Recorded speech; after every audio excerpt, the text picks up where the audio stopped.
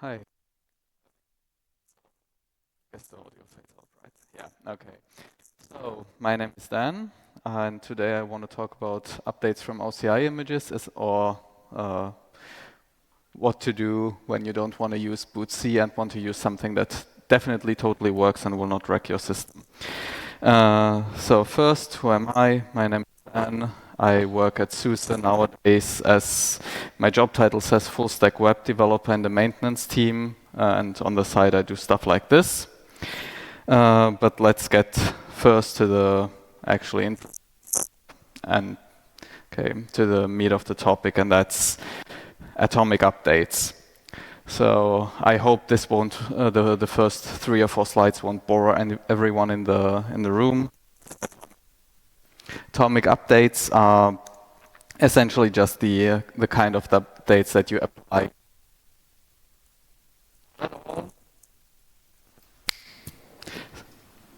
Essentially to prevent you from this lovely experience that you get on a Friday night when you update your production database machine and some RPM scriptlet during the update process dies, and now you have your system in a great intermediate state where half of the packages are upgraded and the other half isn't, and now you gotta fix it. And the last backup is a week old, and you don't want to spend the weekend here. So it would be nice to have something that allows you to apply the update, and if it breaks in the middle, roll back automatically. And there's, of course, many different ways to do that. A/B upgrades, like Android does them. There's a transactional update on OpenSUSE. There's the whole RPM OS tree thing that's on the Fedora Red Hat side, and probably many, many different ways how to do the whole thing. So, piece number 2, bootable containers. When I'm talking about bootable containers in this context, it's not about running containers from, so it's not about taking a container and using a using a hypervisor as the container runtime. So I think that's something that Firecracker does, for instance, or if you do this, use Kubernetes to run virtual machines. It's actually to do a dirty hack, and that's to deploy your operating system from an OCI image. And you might ask yourself, why on earth would you be so crazy to do that? The OCI format it has its flaws. We all know, well, some of us are maybe unfortunate enough to know them. And you'd say it's not even really well suited for container images. Why would you use it for disk images, where you want to encode things like file systems?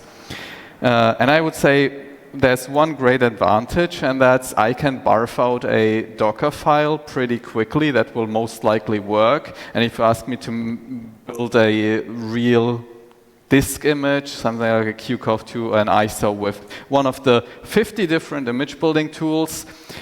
Okay, a year ago I would have said that takes me forever. Unfortunately, Claude Code proves me wrong nowadays, but still it's going to take it a little bit longer than to make the Docker file. But still there's a whole lot more infrastructure. We have plenty of OCI registries out there.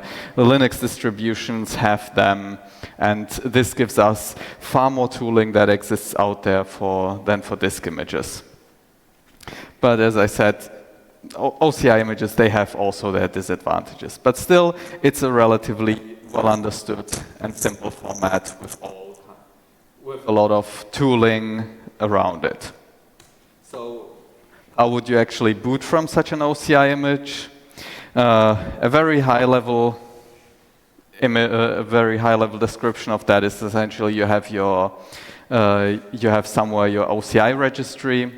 You have some binary that flashes the image onto your disk. That could be, for instance, something like bootc or something else that downloads your OCI image. It writes it to the disk, and then you boot from that.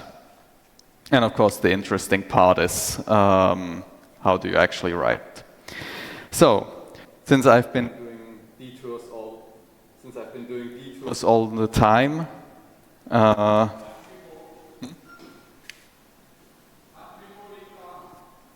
Yeah, well, I think it works now, sort of. Okay, so let's use this one. Another detour.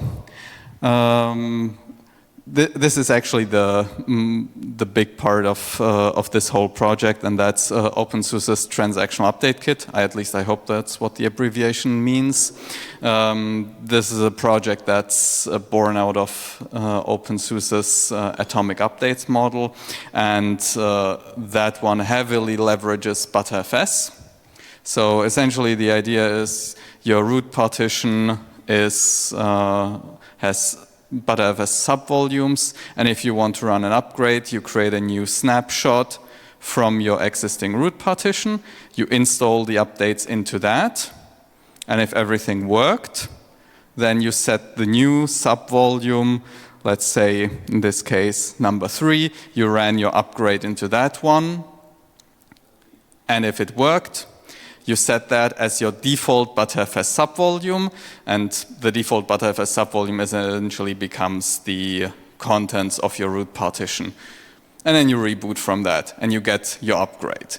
So I would say, I think that's a pretty neat solution, because it's very simple, it gives you a lot of flexibility, it has a few disadvantages, but it circumvents a lot of the uglinesses of other solutions, but it ties you to Btrfs. So nowadays, so it used to be a giant shell script. Now it's a library where you can actually plug in another interface. So why am I talking about this and about Btrfs? Well, Podman and also Docker to a certain extent have different storage drivers to store their container images. One of them is the infamous Btrfs storage driver that is unfortunately also in a medium state of decay because very few people use it nowadays.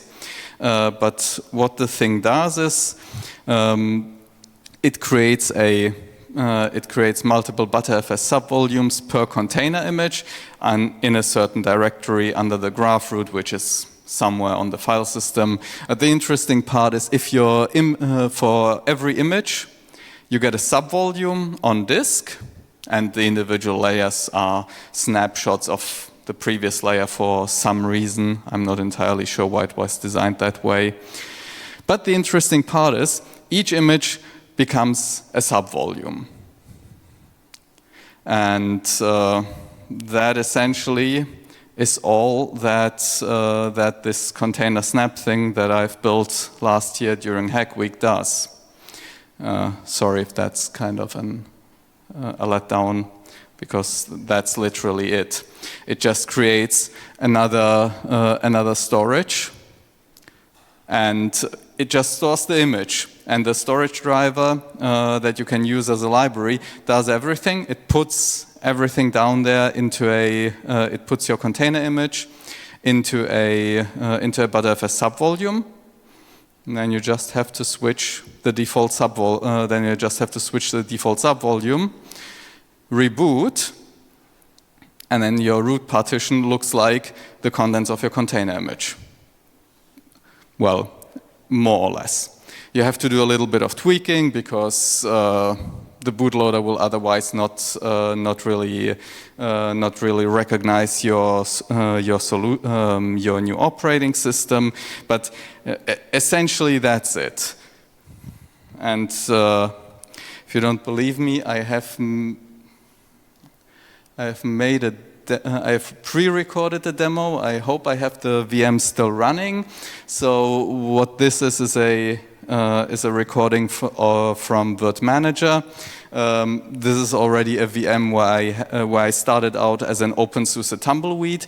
Currently, I deployed a container image that is a weird hybrid of Leap 15 and SLE 15.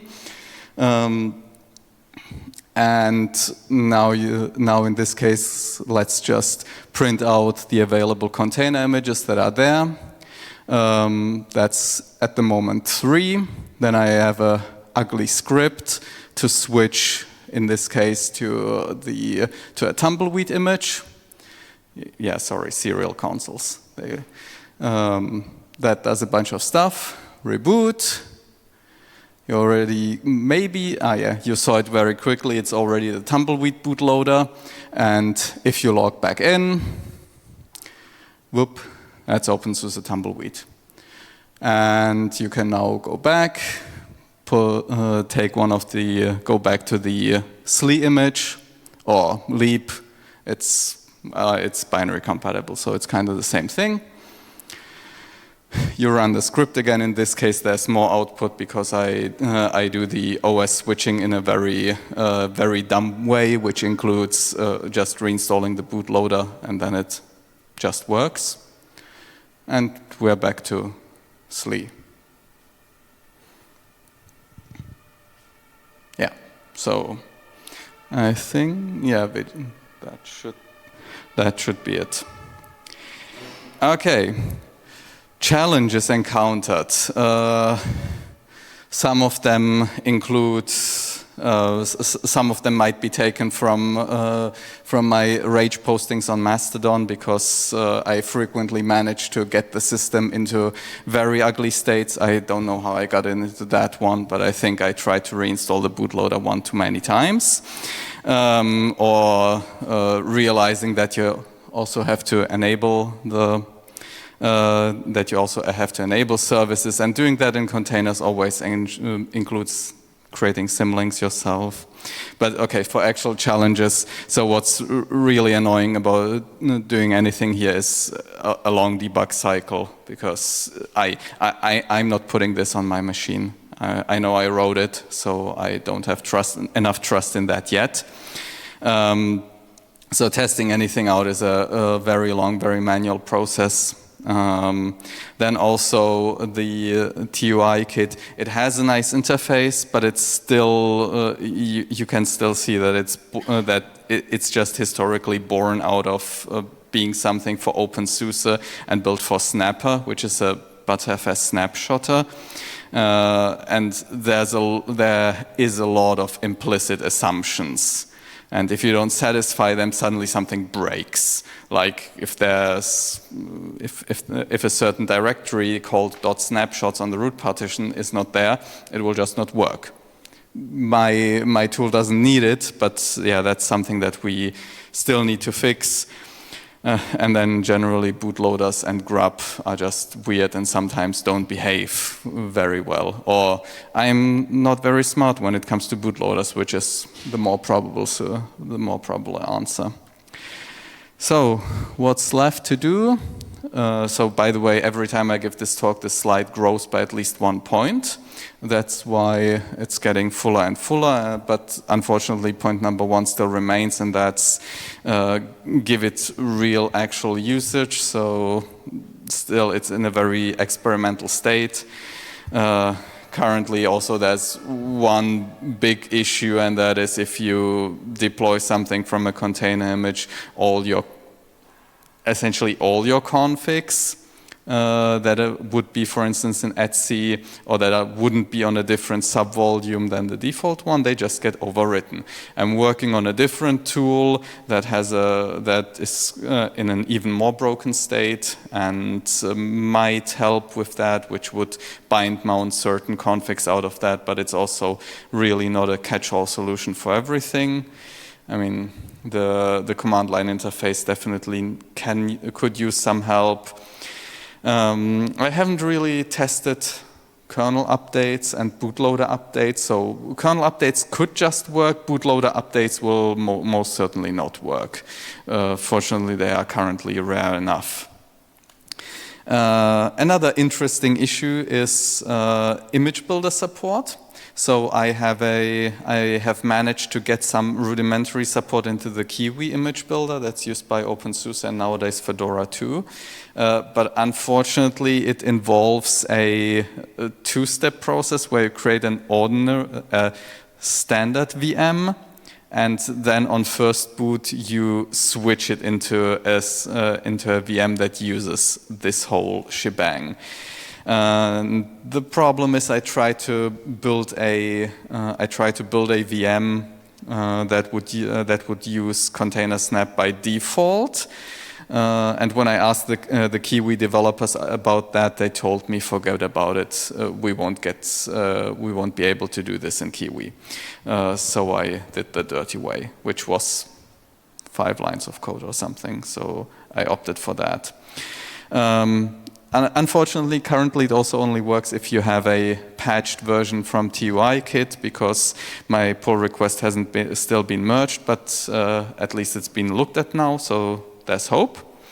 One thing that I also realized is currently there's no garbage collection of old images, so if you just keep upgrading to, so essentially pulling in the latest image, at some point you'll run out of disk space, and then are probably in for a whole lot of anti-fun.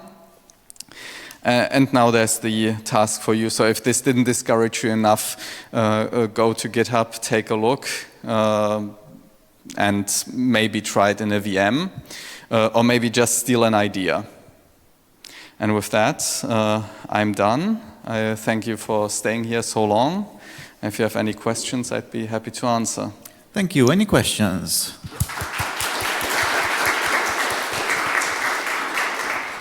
Any questions or comments? Anyone else tried this already? After the talk, then.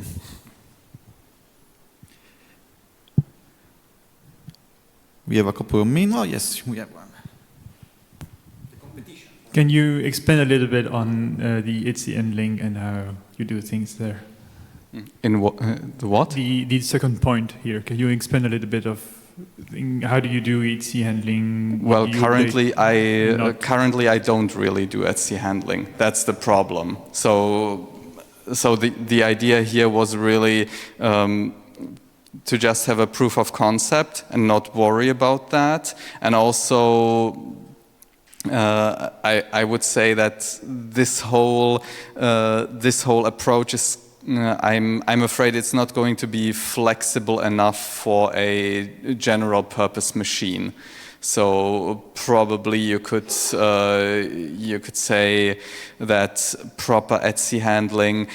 If you would want to deploy this in production, your target would be more something like a edge machine where you already pre-built the whole image with all the with most of the configs.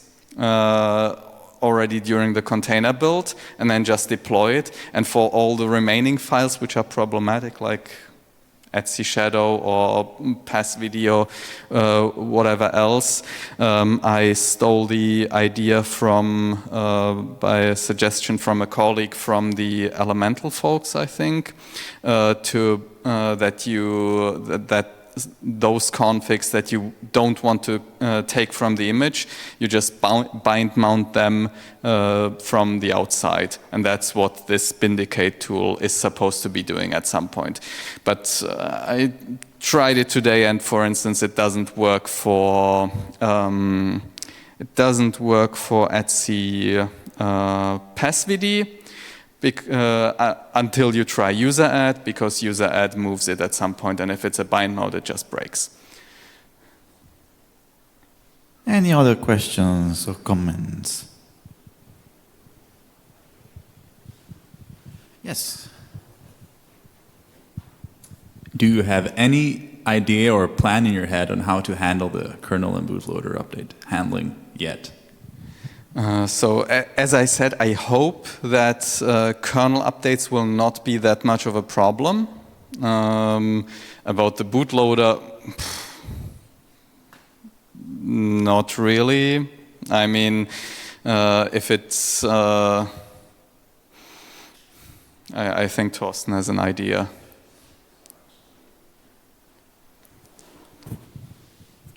The kernel and bootloader update from TU-Kit is simple. They have a plug-in structure, and at the end, when it's doing the cleanup, if everything was correct, it's calling a plug-in to copy the kernel to the location you need, because we support BLS and the old legacy grab2. So system deboot, grab2 BLS and grab2. they all expect the kernel in a different place. So at first we copy the kernel and then we call our tool to create the bootloader entries for that bootloader. And it is a plugin, so depending on what you have installed, the right scripts get called when TUKit closes the image.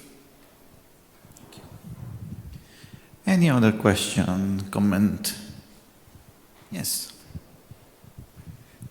You might want to take a look at a small tool we're writing, which is called BootUpD, which looks at... Yeah, it's on my long to-do list. But unfortunately, this thing works really well on OpenSUSE and BootUpD doesn't. That's also on my to-do list to get it running there, if you ask. I think it should be possible to make it work for your use case. I don't think there's anything specific in BootUpD that is like tied to Fedora or anything that wouldn't work in OpenSUSE. For this use case, I think it's right. It feels like it would be a right fit. I'll try. Any more questions, comments? Yes. Not a question, but a comment about the etc handling. From the beginning, the question that at OpenSUSE, we try to move everything to hermetic user and follow the configuration spec file. So I hope mid to long term we don't have that problem anymore. And about passwd handling, in my talk yesterday I explained we are trying that /user, all files are owned by root only. So you don't need users at the install time, only afterwards. And since we speak about atomic updates means you need to reboot, I think nearly all users are meanwhile created via thisusers.d. So at the next boot they get created and you don't need to update etc passwd or play with it. There are a few exceptions where still packages don't follow this, but in general, so for microOS, our container platform, it's more or less done and it should work. Excellent. Any other questions, comments? Do we have time for that, actually? Going once, going twice. Well, let's thank Dan then. Thank you.